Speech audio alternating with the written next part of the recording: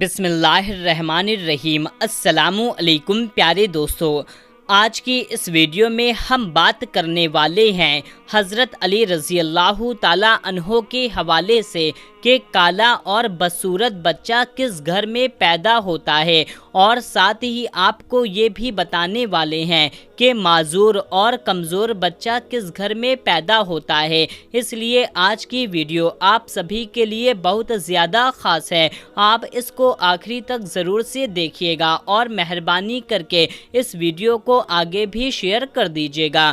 پیارے دوستو، ایک مرتبہ ایک شخص اپنی بیوی کو ساتھ لے کر کے حضرت عمر رضی اللہ تعالیٰ عنہ کی بارگاہ میں حاضر ہوا اور عرض کرنے لگا، یا امیر المومنین، میں سرخ رنگ کا ہوں اور میری بیوی بھی سرخ رنگ کی ہے، لیکن میرے یہاں بچہ کالے رنگ کا اور بدصورت کیسے پیدا ہو گیا؟ یا امیر المومنین، یہ میرا بچہ نہیں ہو سکتا، یہ کسی اور کا بچہ ہے۔ مجھے لگتا ہے کہ میری اس بیوی نے امانت میں خیانت کی ہے۔ تو یہ سن کر کے اس کی بیوی جارو قطار رونے لگی اور روتے روتے کہنے لگی، یا امیر المومنین، میں نے کبھی بھی خیانت نہیں کی ہے، یہ بچہ میرے اس شوہر کا ہی ہے، میں نے اس کے ساتھ ہمیشہ وفاداری کی ہے۔ مگر دوسری طرف شوہر اپنی بیوی سے بہت زیادہ خفا تھا، اس کے دل میں بیوی کے لیے نفرت آ چکی تھی، اس لیے یہ سن کر وہ شخص کہنے لگا، یا امیر المومنین، میری بیوی جھوٹ بول رہی ہے، یہ بچہ میرا نہیں ہو سکتا۔ یہ سن کر کے حضرت عمر رضی اللہ تعالیٰ عنہ سوچ میں پڑ گئے اور سوچنے لگے اب اس مسئلے کو کس طرح سے حل کیا جائے۔ اس کے بعد حضرت عمر رضی اللہ تعالیٰ عنہ اس شخص اور اس کی بیوی کو ساتھ لے کر کے حضرت علی رضی اللہ تعالیٰ عنہ کی خدمت میں حاضر ہوئے تاکہ اس معاملے کا کوئی حل نکالا جا سکے۔ حضرت علی رضی اللہ تعالیٰ عنہ نے میاں بیوی کی باتوں کو سنا، پھر اس شخص سے فرمایا، اے شخص، پہلے تم مجھ سے ایک وعدہ کرو کہ میں تم سے یہاں پر جو بھی بات پوچھوں گا تم اس کا سچ سچ جواب دو گے۔ تو یہ سن کر کے اس شخص نے وعدہ کیا اور کہنے لگا، یا حضرت علی، آپ مجھ سے جو بھی سوال کریں گے میں اس کا سچ سچ جواب دوں گا اور جھوٹی بات اپنی زبان پر کبھی بھی نہیں لاؤں گا۔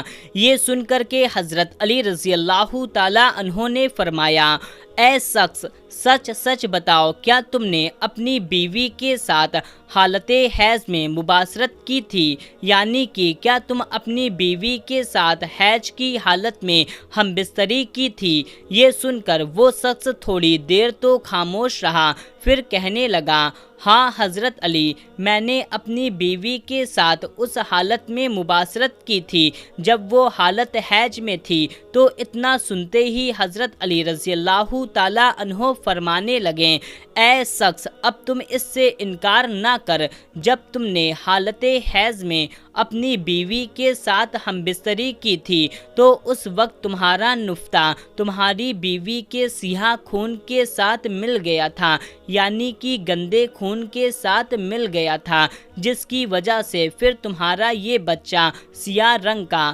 یعنی کالے رنگ کا پیدا ہوا، یعنی کہ حیض کے حالت میں بیوی کے ساتھ ہم بستری کرنے کی وجہ سے یہ تمہارا بچہ کالے رنگ کا اور بدصورت پیدا ہوا ہے، لہٰذا اب تو اس سے انکار نہ کر، یہ بچہ تیرا ہی ہے، اسے قبول کر لے اور اپنی اس بیوی پر جھوٹی تہمت مت لگا۔ اے شخص، یاد رکھ، حیض کی حالت میں بیوی کے ساتھ صحبت کرنا حرام اور سخت گناہ کا کام ہے۔ جو کوئی اس بات کو جانتے ہوئے بھی حیض کے حالت میں اپنی بیوی کے ساتھ ہم بستری کرتا ہے تو اللہ تعالیٰ ایسے شخص کو پسند نہیں فرماتا اور ایسے شخص کو جلد ہی تباہ و بربادی مل جاتی ہے۔ حدیث پاک میں آیا ہے کہ حیض کے دنوں میں اپنی عورت سے دور رہو اور ان سے نزدیکیاں نہ کرو جب تک کہ وہ پاک اور صاف نہ ہو جائیں، جب وہ پاک اور صاف ہو جائیں تو تم ان کے قریب جاؤ۔ اس کی تفسیر میں اللہ کے پیارے نبی صلی اللہ تعالیٰ علیہ وسلم نے ارشاد فرمایا کہ حیض کے دنوں میں تم اپنی بیوی کے ساتھ صحبت نہ کرو، باقی کے معاملاتوں کو یعنی کہ ان دنوں میں تم اپنی بیویوں سے نفرت بھی نہ کرو۔ اس لیے پیارے دوستو یاد رکھیں کہ حیض یعنی پیریڈز کی حالت میں بیوی کے ساتھ ہم بستری کرنا حرام ہے، چاہے شادی کی پہلی رات ہی کیوں نہ ہو۔ حیض کے حالت میں صحبت کرنا سخت گناہ کا کام ہے، اور اگر کوئی شخص اس بات سے انکار کرے گا اور اپنی بیوی کے ساتھ میں حیض کے حالت میں صحبت کرتا رہے گا تو ایسا شخص کافر ہو جائے گا، یعنی کہ ایسے شخص کا ایمان خارج ہو جائے گا، اور پھر ایسے شخص کو اس دنیا میں ہی اللہ تعالیٰ تباہ و برباد کر دے گا۔ اسی لیے آپ اس گندے اور بے ہودہ کام سے اپنے آپ کو ضرور بچائیں۔ آپ کبھی بھی حیض کے حالت میں اپنی بیوی کے ساتھ صحبت نہ کریں، ورنہ آپ بھی تباہ اور برباد ہو جائیں گے۔ اب دوستو آپ کو بتاتے چلیں کہ معذور بچہ یعنی کہ کمزور بچہ کس گھر میں پیدا ہوتا ہے۔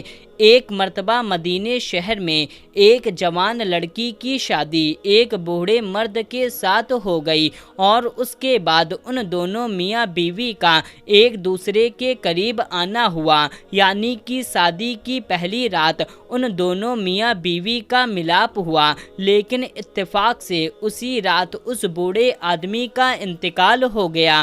اب کیونکہ ان دونوں کا ملاپ ہو چکا تھا، اس لیے وہ جوان لڑکی حاملہ یعنی کہ پریگننٹ ہو گئی، اور پھر کچھ مہینے کے بعد اس عورت کو بچہ پیدا ہو گیا۔ جب اس کو بچہ پیدا ہو گیا تب یہ سوال اٹھنے لگا کہ بوڑھا آدمی تو شادی کی پہلی رات انتقال کر گیا تھا، اور آخر اس کو یہ بچہ پیدا کیسے ہوا؟ یہ بچہ کسی اور مرد کا ہے۔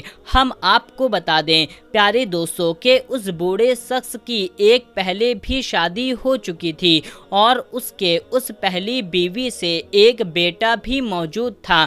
اب اس پہلے والی بیوی کے بیٹے نے اپنی سوتیلی ماں پر یہ الزام لگانا شروع کر دیا، اس عورت نے زنا کیا ہے، اور یہ بچہ میرے باپ کا نہیں ہے، یہ بچہ اس مرد کا ہے جس کے ساتھ اس عورت نے زنا کیا ہے۔ پیارے دوستو یہاں پر الزام لگانے کی شاید ایک وجہ یہ بھی ہو سکتی ہے کہ پہلے والا بیٹا یہ نہیں چاہتا تھا کہ اس کی وراثت میں اور کوئی حصے دار آ جائے، شاید اسی وجہ سے اس نے اپنی سوتیلی ماں پر یہ الزام لگانا شروع کر دیا، اور کہنے لگا یہ بچہ ہمارے باپ کی اولاد نہیں ہے، ہمارا باپ تو شادی کی پہلی رات ہی انتقال کر گیا تھا۔ اس لیے پیارے دوستو یہ معاملہ حضرت عمر رضی اللہ تعالیٰ عنہ کی بارگاہ میں پہنچا۔ حضرت عمر رضی اللہ تعالیٰ عنہ کی بارگاہ میں پہلے والا بیٹا عرض کرنے لگا، یا امیر المومنین، میرا باپ تو شادی کے وقت ہی انتقال کر گیا تھا، اس لیے یہ بچہ میرے باپ کا نہیں ہو سکتا، یہ بچہ تو زنا کے نتیجے میں پیدا ہوا ہے، اس لیے میں اس بچے کو اپنا بھائی تسلیم نہیں کرتا ہوں۔ دوستو وہ پہلے والا بیٹا اپنے ساتھ کچھ گواہوں کو بھی ساتھ لے کر آیا ہوا تھا، وہ سب بھی یہی کہہ رہے تھے، ہاں اس کا باپ تو شادی کے وقت ہی انتقال کر گیا تھا، اس لیے یہ بچہ اس کا بھائی نہیں ہو سکتا۔ یہ سب سن کر کے حضرت عمر کو بھی لگنے لگا کہ سچ میں یہ عورت ہی قصوروار ہے، کیونکہ سب لوگ اس کے خلاف گواہی دے رہے ہیں۔ اس لیے پھر سب کی باتوں کو سننے کے بعد حضرت عمر اس کا فیصلہ سنانے ہی والے تھے کہ اتنے میں آپ کے دربار میں حضرت علی رضی اللہ تعالیٰ عنہ تشریف لے آئے۔ آپ رضی اللہ تعالیٰ عنہ نے جب یہ سارا ماجرا دیکھا، پورا معاملہ سنا، تو پھر آپ نے اسے پہلے والے بیٹے سے سوال کیا، اے شخص کتنے عرصے تک یہ دونوں ساتھ میں رہیں؟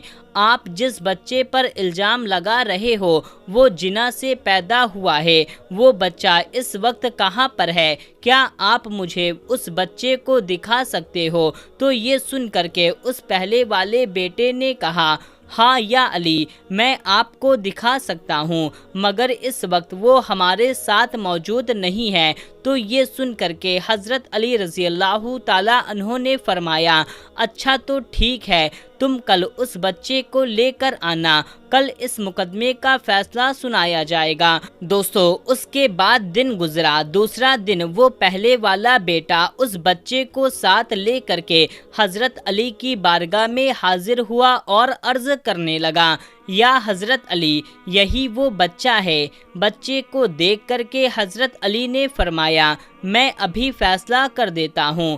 اس کے بعد حضرت علی رضی اللہ تعالیٰ عنہ نے دیکھا وہی پاس میں کچھ بچے ساتھ کھیل رہے ہیں۔ یہ دیکھ کر کے پھر آپ نے اس بچے کی دوستی ان بچوں کے ساتھ کروا دی۔ تھوڑی دیر کے بعد جب بچے آپس میں گھل مل گئے اور سب ایک ساتھ اچھلنے کودنے لگے، یعنی کہ وہ سب کے سب ایک ساتھ کھیلنے لگے، ادھر حضرت علی رضی اللہ تعالیٰ عنہ ان سب بچے کو غور سے دیکھ رہے تھے۔ اس کے بعد آپ رضی اللہ تعالیٰ عنہ نے ان بچوں سے کہا اے بچوں سب ایک ساتھ بیٹھ جاؤ۔ یہ سن کر کے سارے بچے ایک ساتھ زمین پر بیٹھ گئے۔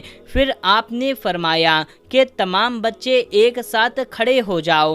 سارے بچے کھڑے ہو گئے۔ آپ ان بچوں کو غور سے دیکھ رہے تھے۔